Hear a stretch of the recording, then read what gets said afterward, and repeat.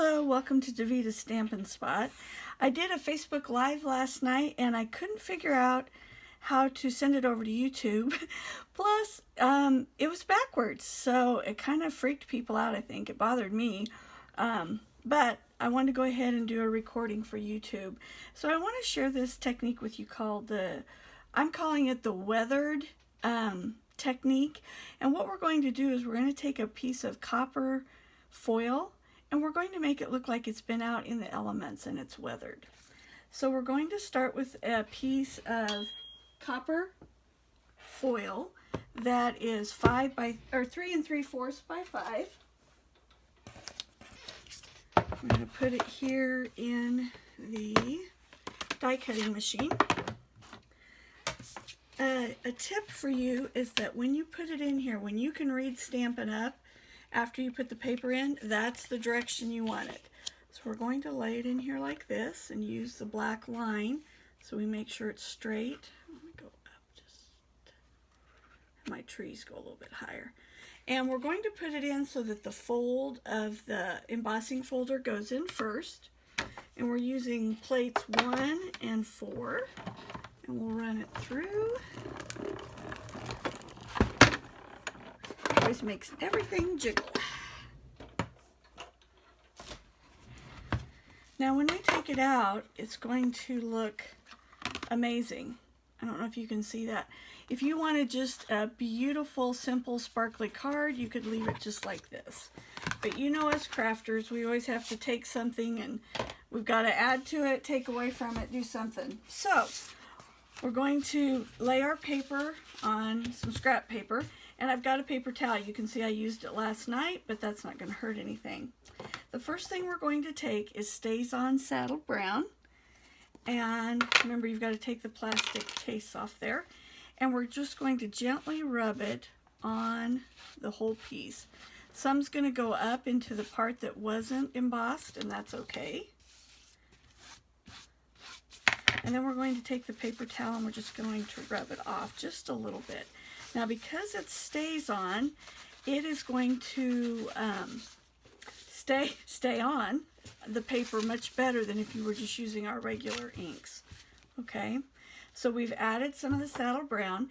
Now I'm going to come back with just the black StazOn and do the same thing. Now I don't want it quite as much.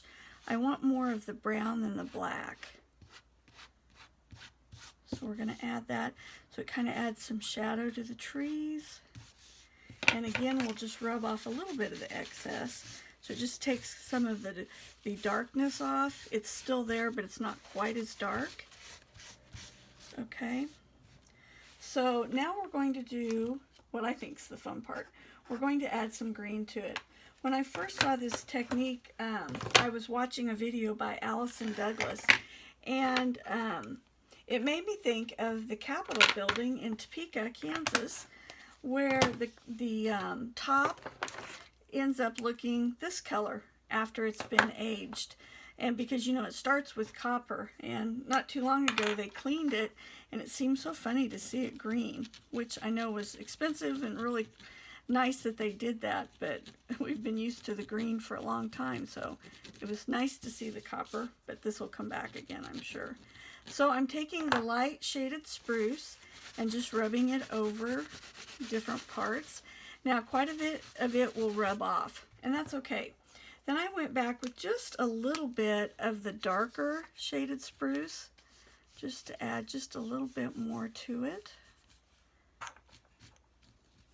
Now when I did this, when I was preparing for Facebook video yesterday, I found that the dark tended to be a little too dark at times. So I went over and I got my color lifter and I brought it over, and it actually helps kind of mellow it out just a little bit.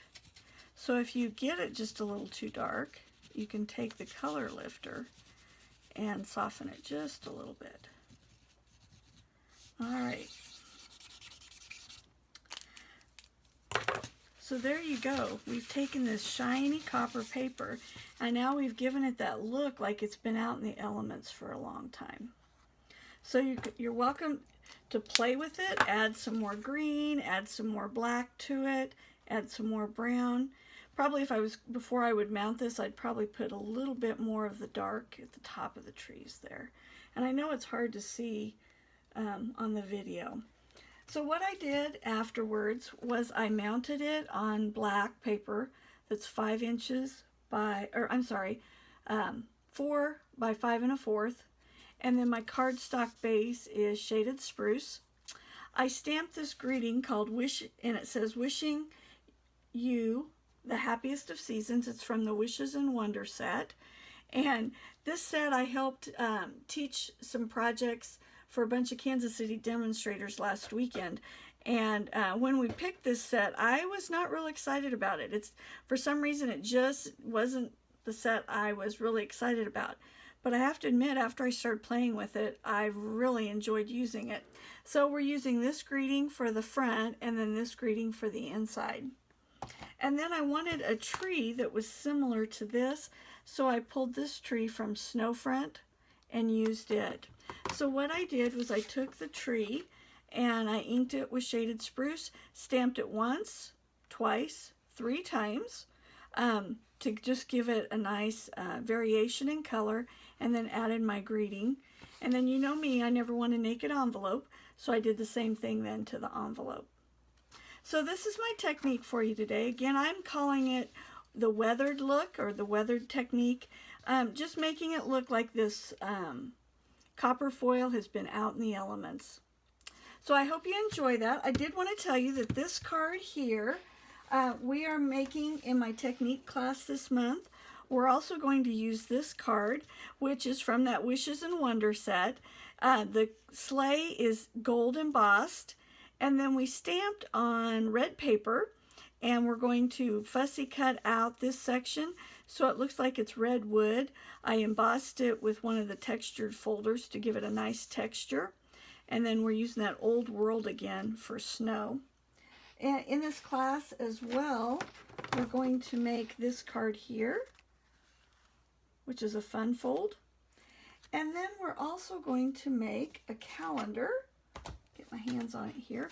It's using the Flowers for Every Season DSP, and you'll have a nice calendar that you can give away. You're going to make 2 in the class, so you'll get to keep 1 and give 1 away. Wanted to also let you know that I'm hosting a stamp camp November 14th. It's a Saturday with Dana Davis and Shelly Zach. And here's one of my projects. It's going to be this fun fold. You knew I'd do a snowman because I love my snowmen. So that's one of my projects. We're also going to use another project from that Wishes and Wonders set. You'll do this tag, and of course we got to turn him into Rudolph. And then my other project is a fun little treat box that I had right here. Where'd he go? Well, here's one we can use. It's this here, and I'm going to have a bunch of different patterns for you that you can choose from. So you can do it as a deer. I've got one that will be candy canes. This one's just a tree.